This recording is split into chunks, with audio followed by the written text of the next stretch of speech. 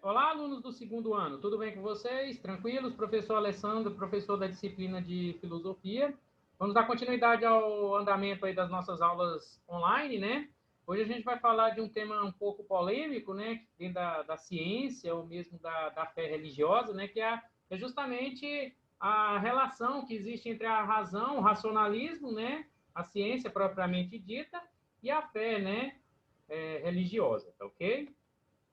Bom, tradicionalmente, aí no capítulo da história da humanidade, né, relativo ao tema conflito entre razão e fé, é atribuído durante o período do Império Medieval, né? Período em que a Igreja Católica ela assume toda a ideologia das pessoas através da fé, né?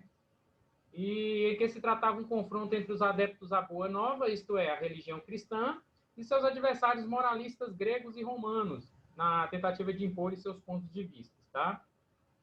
Bom, para eles, o mundo natural, o cosmos, era a fonte de lei, ou seja, para os moralistas, né, dos pensamentos gregos romanos, da ordem e da harmonia, entendendo com isso que o homem faz parte de uma organização determinada, sem a qual ele não se reconhece, e é através do logos, ou da lógica, né, que se dá tal reconhecimento. Tá?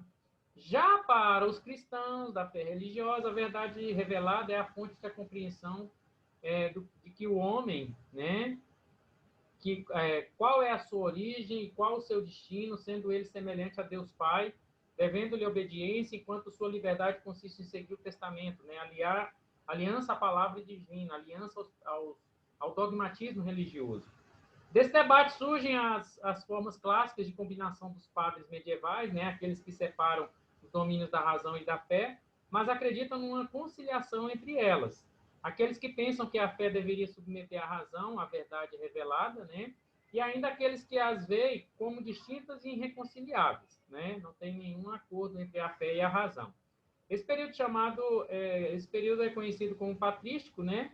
Que é a filosofia dos padres da Igreja, tá? No entanto, pode-se levantar a questão de que este conflito entre fé e razão representa apenas um momento localizado na história. A filosofia, tendo como característica a radicalidade, a insubordinação, a luta para superar preconceitos estabelecidos, conceitos cada vez mais racionais através da história, mostra que desde o início esta relação tem seus momentos de estranhamento e reconciliação, né? Entre a fé e a religião. Desculpa, entre a fé e a razão, tá? Por exemplo, na Grécia Antiga, o próprio surgimento da filosofia se deu como uma tentativa de superar obstáculos oriundos de uma fé cega nas narrativas dos poetas Homero e Hesíodo, né? Os educadores de Hélade. A tentativa de explicar os fenômenos a partir das causas racionais já evidencia o confronto com as formas de pensar e agir da fé do povo grego, que pautava sua conduta pelos mitos, né? Então, na própria mitologia grega, né, nós já tivemos o embate ali de racional e fé religiosa, né? O próprio Sócrates, que é patrono aí da filosofia, foi condenado por investigar a natureza e isso lhe rendeu a acusação de impiedade, né? Mais tarde, a filosofia cristã se degladiou para fundamentar seu domínio ideológico, debatendo sobre os temas supracitados na era moderna, com o encrudecimento da Inquisição, ou seja, o surgimento da Inquisição para julgar, como, por exemplo, alguns pensamentos que eram fora do dogmatismo religioso e sim aprofundados no racionalismo filosófico, surge o Renascimento que apela à razão humana contra a tirania da Igreja. Então, nós tivemos todos esses percalços, mas também nós tivemos todos esses acontecimentos históricos aí, dentro desse embate da religião e da razão, né?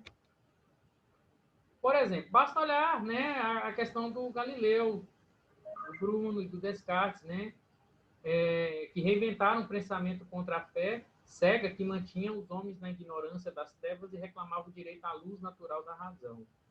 Bom, a expressão máxima desse movimento foi o iluminismo, que compreendia a superação total de crenças e superstições infundadas e prometia ao gênero humano dias melhores a partir da evolução e do progresso, né?